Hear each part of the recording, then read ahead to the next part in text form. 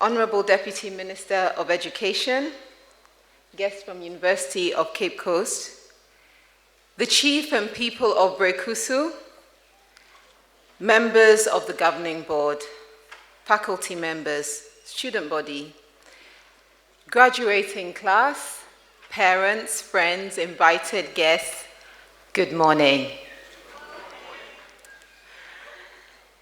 It's an honor for me to share this day with you all. It's an honor to be the guest speaker for the graduating class of 2016.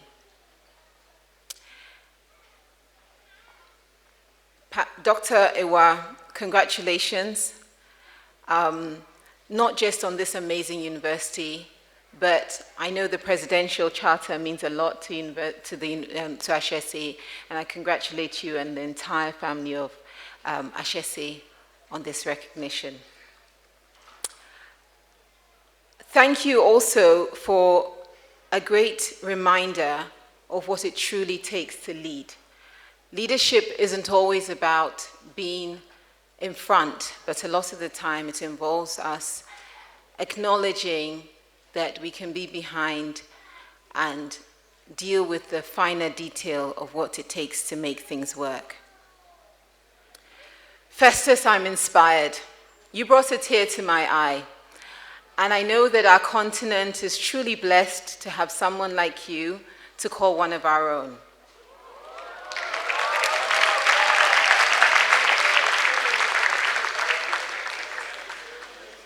I come to Ashesi. I've had the privilege of being here a few times. And I come here to be inspired. Every time I come here, I leave with a new piece of inspiration.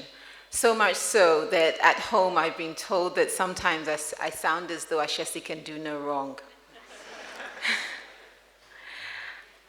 I've admired the college and its mission to educate a new generation of ethical and entrepreneurial leaders, not just for the African continent, but for the world. So you can imagine what a challenge it felt like to be asked to speak to you today, in a place where I always come to feel inspired. And so I decided that I'd share a few thoughts with you, and I hope that you'd at least walk away with one key message from me. As I prepared to speak to you today, I wondered in my mind, because I genuinely would love to have been one, what it would be like to be an Ashesi student and graduate. Having visited a number of times, this campus is one of the most beautiful places in Ghana.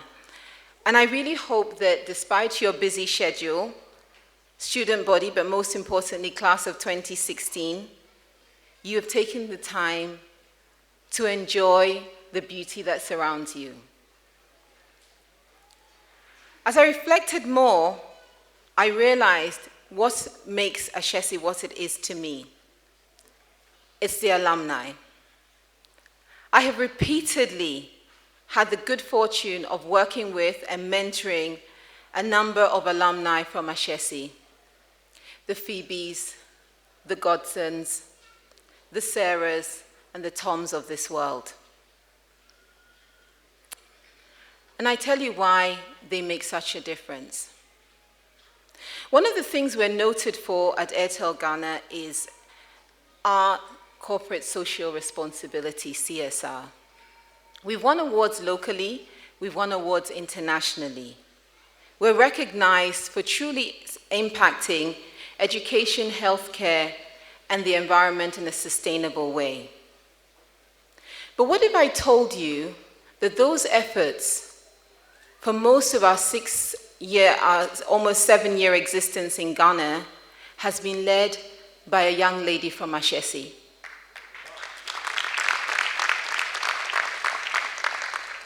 She continues to tirelessly bring her own identity to her efforts in driving our CSR agenda at Airtel Ghana.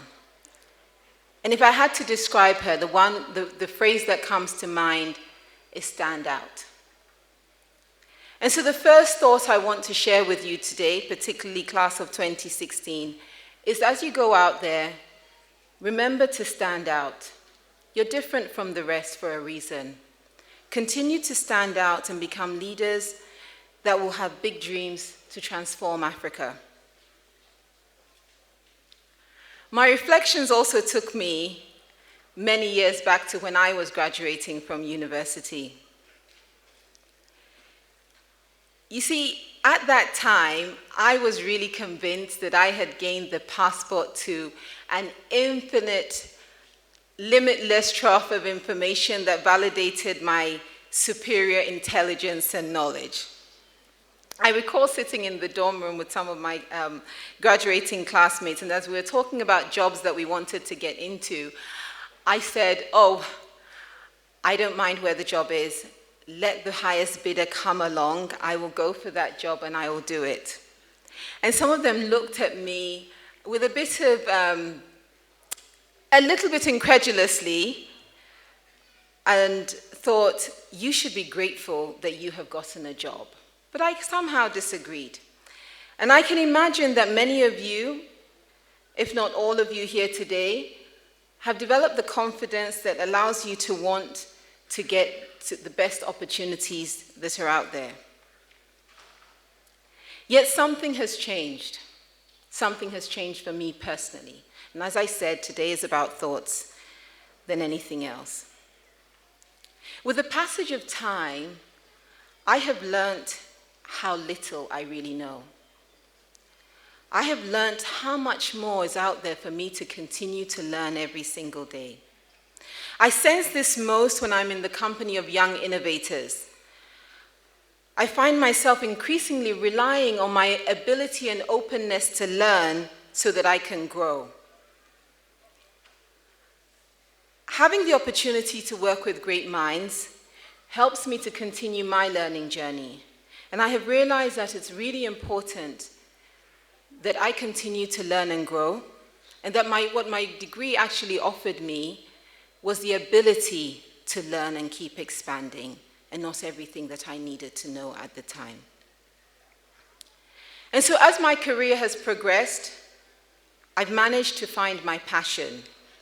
I realize that what I'm truly passionate about is engaging young people to realize their potential. Everything I do now is ultimately about this great generation, you, who I believe will create the Africa that I know is possible. It took me a while to get here, I must confess, but I found my passion along the way. And so the second thought I want to share with you, class of 2016, is please find your passion. Figure out your passion that will help you create those big dreams that Africa needs from you to transform itself. It's the pursuit of this passion that brought me back to Ghana. I wasn't sure what to expect, but my family and I decided that we would take the opportunity to jump, to leave the familiar for the hope of contributing to the African story. Now, when I arrived in Ghana in 2008, I got to know of a little-known university based in Laboni in Accra. It was a curious-looking university to me, I have to be honest, nestled in the midst of a residential area, not a typical university campus that I had become accustomed to, yet already able to attract bright minds. And so this really got me wondering. And so I searched to find out more. And along that journey, I watched Dr. Ewa's talk a number of times. And the inspiration and ambition behind the university became clearer to me. He had a passion to change the African story through the way its young people, its future leaders, are educated and socialized. I could relate to that story. So you can imagine my joy when I finally came to be associated with Ashesi in some way. Passion must enforce our determination. During my final interview for my first job in Africa, my would-be boss had a very important question for me. He said to me, Lucy, you're working currently, because I hadn't come yet to work in Ghana, in a system where there's order. You're working in a system where everything works. And you've been successful in that system where there's order. How are you going to succeed in the chaos that is Africa? genuine question. And I must say my response to him was driven more from a place of belief than experience, because I had none at that stage to rely on. And I said to him that in the midst of chaos, the ability to create order is definitely a key success factor. That we need to create order in the chaos to be successful, and that was what I was going to do. Well, he must have liked my answer because he gave me the job. And so, as you will soon experience, my journey through corporate Africa has been challenging, yet rewarding. In Africa, we are faced with structural, social, and cultural challenges which we must continue to work through. Challenges that make doing business tough, but we must not be deterred. I have watched my children over the last 8 years navigate this challenging system in a more social context, while hearing me coach them from behind with values I believe will make them part of Africa's positive impact generation. It feels like swimming against the tide sometimes, I have to be honest. And each day I remind myself that all I need to do is enough breaststrokes to get through today's tide. At some point, class of 2016, you will experience this. Just keep swimming. You are part of a generation that must build a modern Africa. An Africa where the values of integrity, excellence, and generosity that lead us to care about each other are demonstrated from the top, because you will be at the top. You are the generation that must transform Africa from what it is to what it must be. You must create a sustainably successful Africa. And so my third thought to you this morning is create lasting success. Be leaders who create success for the good of their people.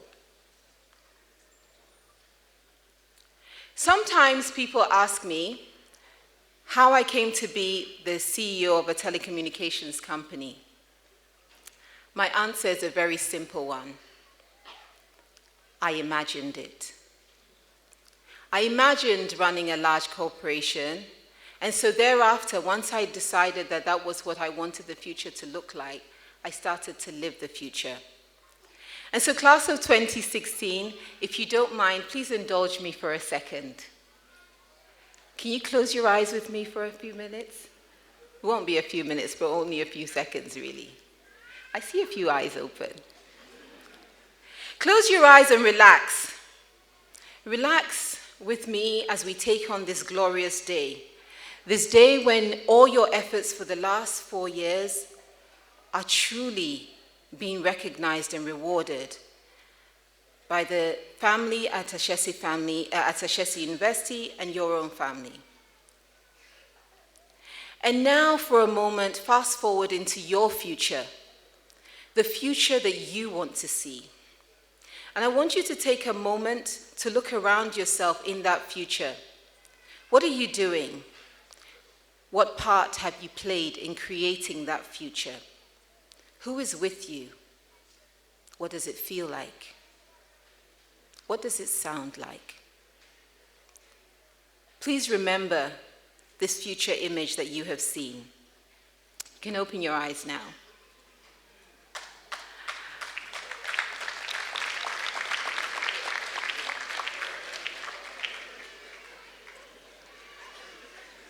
And so as I wrap up, there's a story dear to my heart that I'd like to share with you, a very personal story.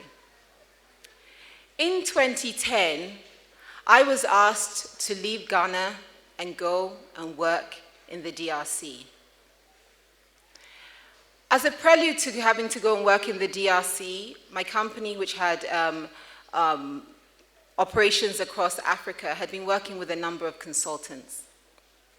And being in a role where I had engaged all the operations across Africa, I found it deeply offensive as a Ghanaian that every time we engaged a consultant who was not African, they would say things to me like, the countries are all the same. And so you can imagine how it felt to be asked to go and work in the DRC. It reads nicely today on the CV, but it doesn't tell you that I cried for 3 days. I felt in some way I was being asked to be less than I was. And when I agreed to accept this role in the DRC, it soon became clear to me that I was surrounded by Ghanaians who felt the same way. I heard comments like, "Do you have to take the children? Isn't there another job you could do? Can't you just leave this company that thinks they can do this to you?" And I just couldn't understand how leaving Ghana for just a few months had created a country that was completely different from what I had left. It took me a few days to actually realize what had happened to me and not to Ghana. I had become conditioned. I'd become conditioned in a way that said I was so used to a standard that was maybe a little lower than what we have in Ghana, that suddenly I had lowered my standards and I was looking at Ghana through a biased lens that said everything was great. I realized that everything was the same. I was the one who was changing. And it took me back to the thoughts of those consultants who said to me that all the countries are the same. Because in reality, none of us on this continent can afford to kid ourselves. The difference between our best and our worst countries on this continent is not a real difference. It's not real enough because we cannot boast of anywhere where all our children have access to good education. We cannot boast of a country where all our people have access to good health care. So me showing up and thinking that we are a bit better than somewhere else, so somehow that makes us great, was probably the most eye-opening experience of my life.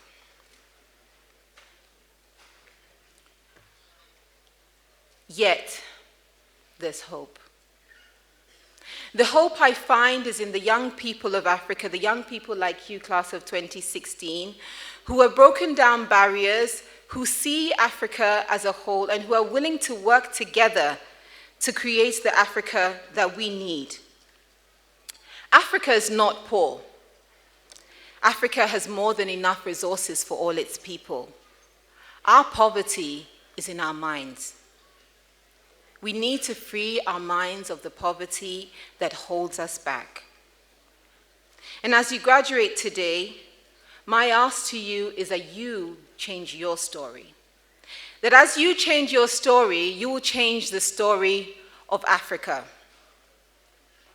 Become leaders who will diligently work and execute those big dreams that you have, some of which you've imagined today, to transform Africa for good. You sound like an amazing class, and you make me want to be at Ashesi. And I really wish you all the very best. I wish you lifelong success, and in that journey, remember to support each other, because you will get there together. Thank you very much.